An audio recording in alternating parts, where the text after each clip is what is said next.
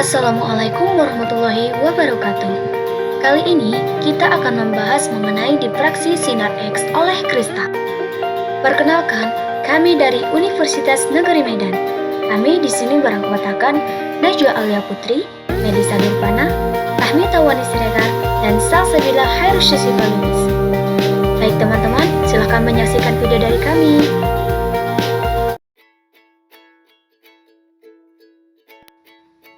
Di sini kita akan membahas mengenai sejarah diffraksi sinar X.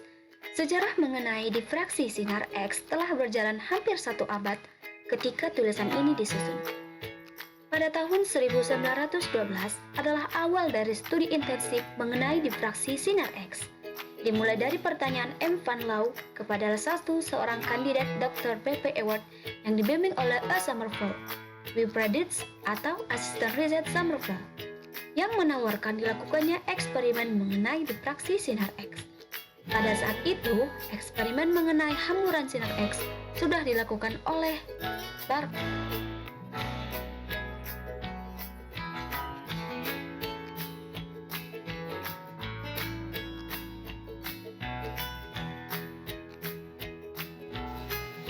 Laue mengawali pekerjaannya dengan menuliskan hasil pemikiran teoretiknya dengan mengacu pada hasil eksperimen Barlow.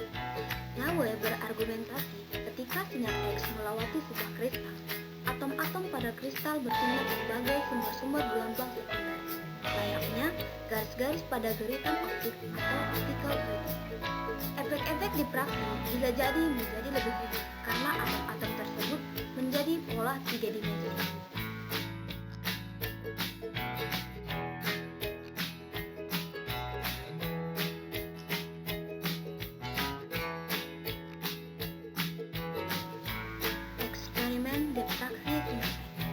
Eksperimen diffraksi sinar X pertama kali dilakukan oleh Hermann Felix dan Knepin menggunakan kristal tembaga sulfur dan berhasil memberikan hasil pola diffraksi pertama yang kemudian menjadi induk perkembangan diffraksi sinar X. Selanjutnya, diffraksi sinar X merupakan proses hamburan sinar X oleh bahan kristal.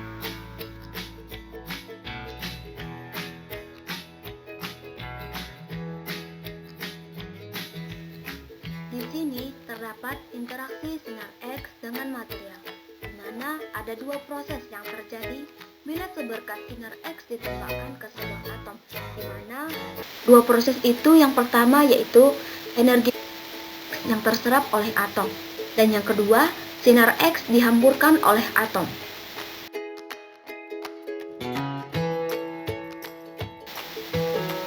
Selanjutnya, dari pembahasan sebelumnya, di sini akan dijelaskan lebih rinci, di mana dalam proses yang pertama, berkas sinar X terserap atom melalui efek fotolistrik yang mengakibatkan tereksitasinya atom dan atau terlemparnya elektron-elektron dari atom. Atom akan kembali ke keadaan dasarnya dengan memancarkan elektron atau melalui Auger effect, atau memancarkan sinar X fluoresen yang memiliki panjang gelombang karakteristik atom tereksitasinya. Kemudian, pada proses yang kedua, ada bagian berkas yang mengalami hamburan tanpa kehilangan energi atau panjang gelombangnya tetap, dan ada bagian yang terhambur dengan kehilangan sebagian energi atau hamburan konten.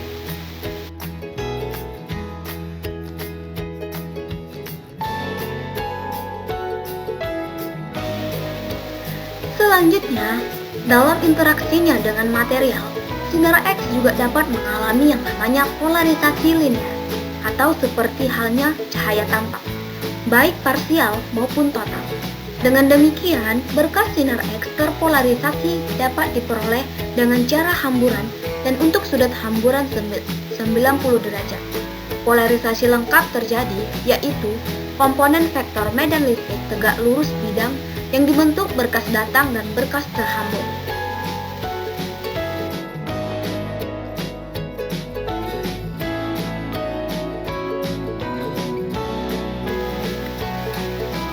Berkas hamburan sinar X oleh material yang dapat diukur adalah intensitas. Intensitas berkas sinar X yang mendekati paralel adalah flux energi yang melewati satu satuan luasan tertentu per satuan waktu. Untuk gelombang planar monokromatik, intensitas sebanding dengan kuadrat amplitude getaran.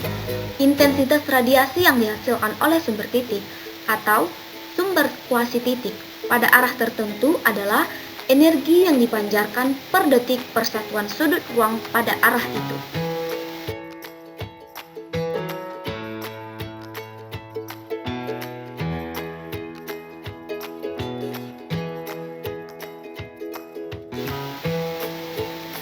Selanjutnya di sini terdapat gambar generator sinar X, di mana pada gambar tersebut terdapat tegangan rendah dan tegangan tinggi. Kemudian untuk spektrum sinar X-nya itu terbagi menjadi dua bagian, yaitu kontinu dan diskrit. Hubungan antara frekuensi maksimum dengan beda potensial P dapat kita tuliskan sebagai berikut, yaitu EP sama dengan HP0 ditambah Q menjadi V0 sama dengan EP per H, di mana E merupakan muatan elektron, V sama dengan beda potensial, EV sama dengan energi kinetik, dan H adalah konstanta Planck. Cara memonokromatisasi sinar X.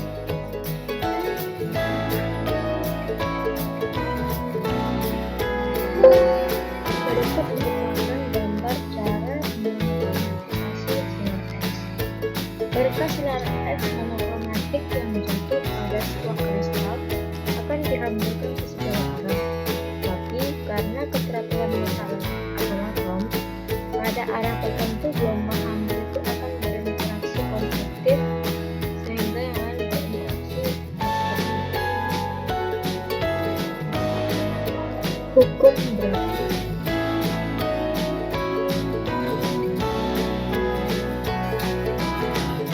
Hukum Bragg adalah sebuah hukum yang diciptakan oleh seorang ilmuwan Inggris bernama Sir William Henry Bragg pada tahun 1913 yang mendeteksi terjadinya difraksi sinar X pada sejumlah sebuah kristal. Berikut merupakan gambar model difraksi untuk menurunkan persamaan Bragg, di mana sinar monokromatis jatuh kepada kristal sampel lalu akan dihamburkan menjadi sinar X difraksi.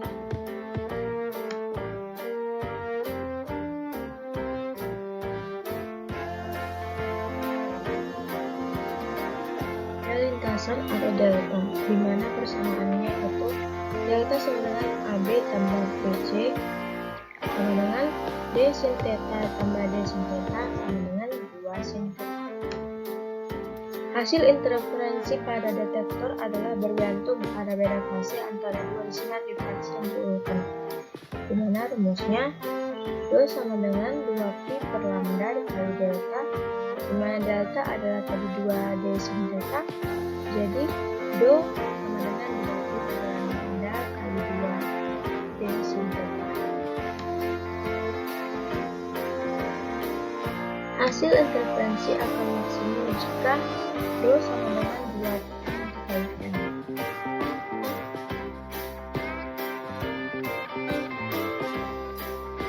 Sifat-sifat sinar X. Adapun sifat-sifat dari sinar X yaitu yang pertama, tidak dapat dilihat oleh mata, bergerak dalam lintasan lurus dan dapat mempengaruhi film fotografi sama seperti cahaya tampak. Yang kedua, daya tembusnya lebih tinggi daripada cahaya tampak dan dapat menembus tubuh manusia, kayu, dan beberapa lapis logam kuat.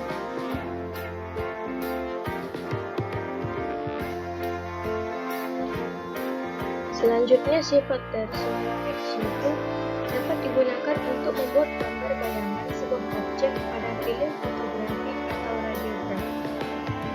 Lalu, sinar X merupakan gelombang elektromagnetik dengan energi E sama dengan A kali E. Sinar X memiliki orde panjang gelombang yaitu 0,5 Armstrong sampai dengan 2,5 Armstrong.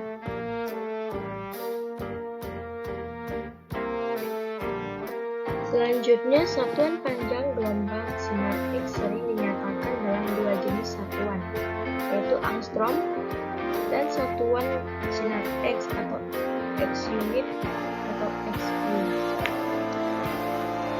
Persamaan gelombang untuk medan listrik sinar X yaitu terpolarisasi bidang adalah E sama dengan A sin 2pi dikali X per lambda kurang Ft, atau A sin Kx dikurang omega T. Berikut merupakan gambar sumber sinar X.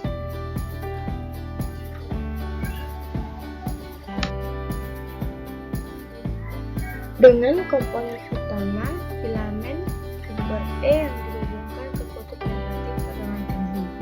Yang kedua penarik E dan disatukan dengan filamen. Berikut merupakan gambar munculnya sinar X karena adanya perubahan energi kinetik yang dihentikan anoda menjadi cahaya atau gelombang elektromagnetik. Baiklah, masuklah kita ke aplikasi difraksi sinar X. Yang pertama ada pencitraan medis. Sinar X dapat menembus daging dan tulang dengan sangat mudah. Sifat X ini digunakan oleh industri medis untuk mendapatkan gambar tulang dan organ dalam. Dengan demikian, membantu para profesional medis untuk mendeteksi tulang yang patah, keberadaan partikel asing, dan organ yang sakit dengan sangat mudah. CT atau computed tomography juga memanfaatkan beberapa sinar X untuk memberikan gambaran 3 dimensi dari organ dalam.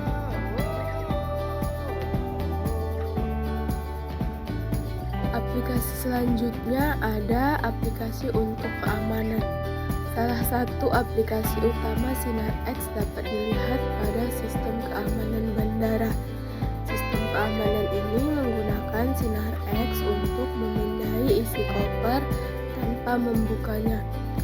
Beberapa tempat dengan keamanan tinggi juga melakukan pemindaian seluruh tubuh dengan bantuan sinar X untuk memastikan keamanan dan mendeteksi keberadaan zat berbahaya. Selanjutnya yaitu ada terapi radiasi. Sinar X memainkan peran yang sangat penting dalam terapi radiasi. Jika sel kanker terkena sinar X, maka energi tinggi yang dimiliki oleh sinar X membantu dalam penghancuran sel yang terinfeksi. Namun efek samping sinar X adalah merusak sel dan jaringan sehat yang sangat tidak diinginkan oleh penderita kanker. Aplikasi selanjutnya ada untuk memeriksa karya seni. Sinar X digunakan oleh sejarawan untuk menentukan keaslian suatu karya seni. Sinar X digunakan untuk memindai gambar atau memeriksa apakah gambar telah dilukis di atas gambar lain. Ini membantu menghilangkan pembajakan gambar bersejarah dan karya seni. Aplikasi selanjutnya yaitu yang terakhir ada aplikasi teknik. Sinar X digunakan dalam berbagai aplikasi teknik. Sinar X ini membantu para insinyur dan pembangun untuk menemukan